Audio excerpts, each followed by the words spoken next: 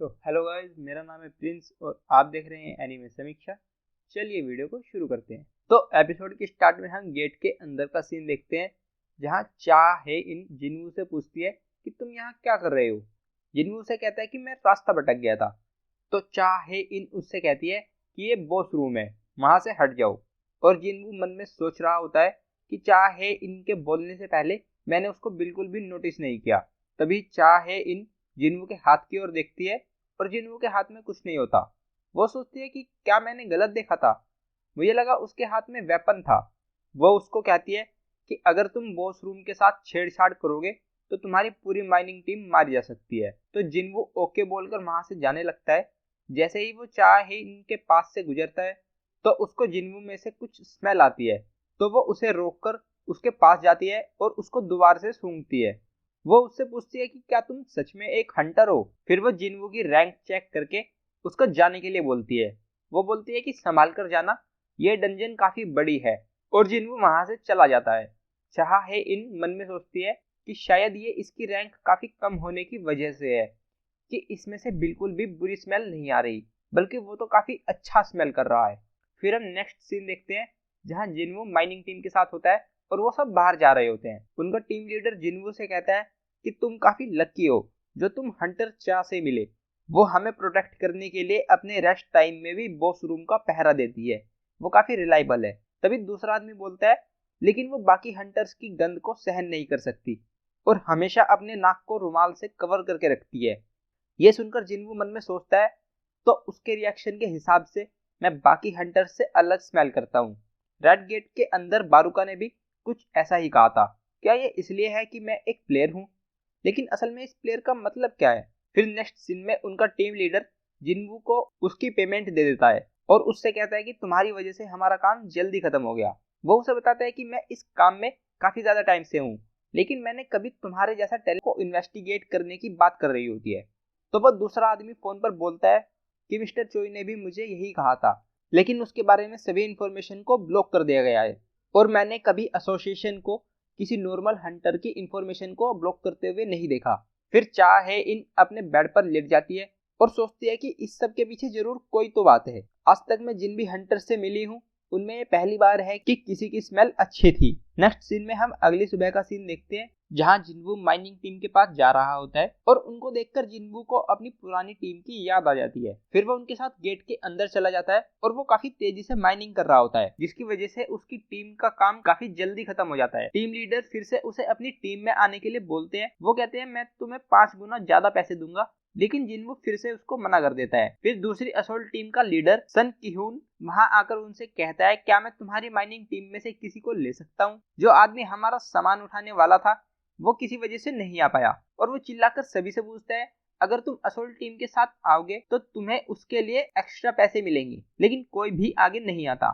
उनका team leader उससे कहता है ए रैंक डंजन में जाना लो रैंक हंटर्स का काम नहीं है, ज्यादा पैसे से कुछ नहीं होगा। तभी जिनवू अपना हाथ उठाकर कहता है मैं जाऊंगा और सभी चौंक जाते हैं। वो सन किहून से कहते हैं ये अभी नया है और इसकी रैंक भी ई है, तो तुम किसी और को ले जाओ। वो कहता है नहीं, ये ठीक रहेगा और जिनवू के पास जाकर खुद को इंट्रोड्यूस करता है। फिर जिनवू भी उसे अपना इंट्रोडक्शन देता है। फिर वो गेट के पास आ जाते हैं और जिनवू गेट को देखकर कहता है ये तो कल वाले से भी बड़ा है। तो किहून उससे कहता है कि इसकी मैजिक पावर कल वाले गेट से कम है। जिनवू मन में सोचता है कि यहाँ 6 ए रैंक हंटर और 3 बी रैंक हंटर है और कोई भी एस रैंक हंटर नहीं है। और फिर वो सभी गेट के अंदर चले जाते हैं। जिनवू मन में कहता है कि इस गेट की मैजिक पावर कल वाले गेट से कम है, लेकिन ये मुझे रेड गेट जैसी फीलिंग दे रहा है। तभी एक हंटर उससे कहती है कि तुम नर्वस मत हो, कैप्टन और बाकी सभी हंटर काफी स्ट्रॉन्ग है, अगर तुम हमारे साथ रहे तो कोई भी मैजिक बीस्ट तुम पर अटैक नहीं कर पाएगा। फिर हम किहून को देखते हैं जो मन में सोचता है कि मिशन कंप्लीट होने के बाद मैं ऑफिशियली कैप्टन बन जाऊंगा। भले ही मैं कैप्टन और वाइस कैप्टन जितना अच्छा नहीं हूँ, लेकिन फिर भी मैं एक ए रैंक हंटर हूँ। तभी वो सभी अचानक से फाइट के लिए रेडी हो जाते हैं और ये देखकर जिनवू चौंक जाता है कि वो किसी भी इंस्ट्रक्शन के बिना ही रेडी हो गए। फिर हम देखते हैं कि काफी सारे मॉन्स्टर्स उन पर अटैक कर देते हैं, लेकिन उनकी टीम उन्हें काफी आसानी से हरा देती है। किहून उनसे पूछता है कि ये इस डंजन में क्या कर रहे हैं। तो जिनवू पूछते हैं कि क्या ये रेयर हैं? तो वो लेडी हंटर उसको बताती है कि ये सी रैंक मैजिक बीस्ट है, तो इनका इस डंजन में मारे जाना कोई बड़ी बात नहीं है। फिर जिनवू एक मरे हुए मैजिक बीस्ट के पास जाकर देखता है और उसको उसके गले में एक कॉलर दिखता है। वो किहुन को बोलता है, ऐसा लगता है कि जैसे कोई इनको पाल रहा था। फिर वो सब कोई आवाज सुनते हैं और फिर वहां काफी सारे हाई ऑर्क्स आ जाते हैं और उनमें से एक ऑर्क उन पर भाले से अटैक करता है। तो किहुन उसे अपनी शील्ड से रोक लेता है और फिर वो सारे ऑर्क उन पर अटैक कर देते हैं। उनकी टीम उन ऑर्क्स पर अटैक कर रहे होते हैं, लेकिन उन पर कोई स्किल और कोई मैजिक काम नहीं कर रहा होता। फिर एक हंटर 2 फायर नेट्स को समन करता है और एक हंटर अपने फायर मैजिक से उन पर अटैक कर रही होती है, लेकिन उससे भी उन ऑर्क्स पर कोई फर्क नहीं पड़ रहा होता और वो उन पर भारी पड़ रहे होते हैं। किहुन मन में सोचता है कि यहाँ काफी सारे हाई ऑर्क्स हैं जो ए रैंक हंटर से अकेले ही लड़ सकते हैं, लेकिन ये बी रैंक हंटर उनके सामने नहीं टिक पाएंगे। और तभी उनमें से एक ऑर्क एक हंटर का हाथ काट देता है। तो एक हीलर आकर उस हंटर के हाथ को ठीक कर देती है, लेकिन तभी उसके पीछे एक ऑर्क आ जाता है। फिर हम देखते हैं कि जिन्वू अपनी जगह पर नहीं होता और फिर अचानक से वो ऑर्क ऊपर उड़ने लगता है और हम देखते हैं कि जिन्वू इनविजिबल होकर अपनी स्किल से उस ऑर्क का सिर धड़ से अलग कर देता है और उस हीलर को कुछ समझ नहीं आता। और फिर हम देखते हैं कि जिन्वू एक एक करके सभी ऑर्क्स पर अटैक करके उनको कमजोर कर देता है और बाकी के हंटर्स उनको मार देते हैं। जिन्वू मन में सोचता है कि मैं दिखावा नहीं करना चाहता, लेकिन मैं इन लोगों को मरते हुए भी नहीं देख सकता। मुझे सभी की नजरों से बचकर उनको वीक करना होगा। और वो सभी एक एक करके उन सभी ऑर्क्स को मार देते हैं और किहुन उनके लीडर को भी मार देता है। फिर जिन्वू भी वापस अपनी जगह पर आ जाता है। हीलर किहुन से कहती है कि लड़ाई के बीच में कुछ अजीब सा हुआ। तो वो कहता है हाँ, ऐसा लगा कि वो सब अचानक से काफी स्लो हो गए। फिर वो एक हंटर से पूछता है जिसका नाम जीना होता है। वो कहती है मैं सिर्फ अटैक मैजिक जानती हूँ और थोड़ा बहुत टेलीकिनेसिस, और बाकी हंटर भी अटैक मैजिक ही यूज करते हैं। तो दूसरी हंटर बोलती है कि असासिन टाइप हंटर के बिना ये पॉसिबल नहीं है, लेकिन कुछ भी हो हम जीत गए, फिर वो रहना है। तो दूसरा आर्मर वाला हंटर कहता है ये जगह काफी डेंजरस है, हमें कम से कम 2 हीलर और 3 मैजिक यूजर्स और चाहिए। फिर जीना भी बोलती है कि मैं समझती हूँ कि ये तुम्हारा एज ए कैप्टन पहला मिशन है, लेकिन मुझे भी लगता है कि हमें वापस चलना चाहिए। फिर किहुन थोड़ा सोचने के बाद सभी को वापस चलने के लिए बोलता है, जिससे वो सभी खुश हो जाते हैं। लेकिन जब वो वापस जाते हैं तो गेट पर एक हाई लेवल मैजिक बैरियर लगा होता है। एक हंटर बोलती है कि मैं इसको हटा सकती हूँ, लेकिन इसमें थोड़ा टाइम लगेगा। वो हंटर मन में सोचती है कि अगर इस डंजन में कोई ऐसा प्राणी है जो इस बैरियर को लगा सकता है तो हम इस डंजन को जीत नहीं सकते। तभी उन सभी को काफी ज्यादा मैजिक पावर फील होती है। जिन्वू सोचता है कि इतने पावरफुल मैजिक पावर को बी रैंक हंटर भी फील की।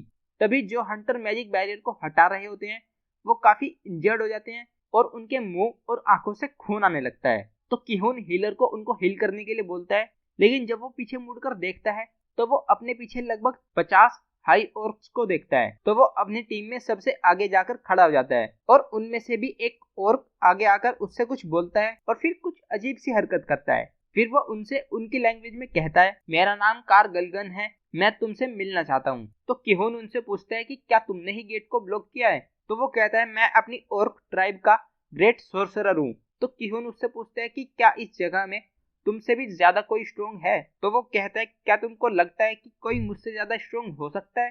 तुम्हारे पास 2 ऑप्शन है, या तो यहीं पर मारे जाओ या फिर मुझसे आकर मिलो। तो वो थोड़ा सोचकर उसको बोलता है हम आकर तुमसे मिलेंगे, और वो सब ऑर्क वहां से चले जाते हैं। फिर किहुन जिन्वू को बुलाकर कहता है कि जैसे ही हम बॉस को देखेंगे हम उस पर अटैक कर देंगे, जिससे वो डिस्ट्रैक्ट हो जाएगा और बैरियर को बनाकर नहीं रख पाएगा। तो तुम मौका मिलते ही भाग जाना और मेन असोल्ट टीम के पास चले जाना। तो जिन्वू कहता है क्या तुम मरना चाहते हो। तो किहुन उससे कहता है हमारा मिशन गेट से जिंदा आना नहीं है, बल्कि उसको बंद करना है। फिर वो हीलर आगे आकर जिन्वू को एक बुक देती है और कहती है ये मेरी विल है, प्लीज इसे मेरी फैमिली को दे देना। हमें अपना मिशन कंप्लीट करना है, लेकिन तुम अलग हो तो कोशिश करो कि तुम यहाँ से जिंदा निकल पाओ। जिन्वू मन में सोचता है कि ये सिचुएशन बिल्कुल हमारी डबल डंजन जैसी ही है, लेकिन ये लोग। फिर वह उससे कहता है मैं इसको रख लेता हूँ, लेकिन काश इसकी जरूरत ना पड़े। फिर हम बाहर का सीन देखते हैं जहाँ चा है इन जिन्वू को ढूंढ रही होती है। फिर वो माइनिंग टीम के टीम लीडर से जिन्वू के बारे में पूछती है, तो वो उसको बताता है कि वो असोल्ट टीम का पोर्टर बनकर गेट के अंदर गया है। और फिर सीन चेंज हो जाता है और हम ऑर्क ट्राइब का सीन देखते हैं जहाँ बहुत सारे ऑर्क्स होते हैं और उनका लीडर उनको वेलकम बोलता है और एपिसोड यहीं खत्म हो जाता है। तो गाइस ये था episode 5 of solo levelling season 2। अगर आपको वीडियो पसंद आई है तो वीडियो को लाइक कीजिए, चैनल को सब्सक्राइब कीजिए, प्रेस कीजिए बेल आइकन को। मैं मिलता हूँ आपसे नेक्स्ट वीडियो में। Thank you.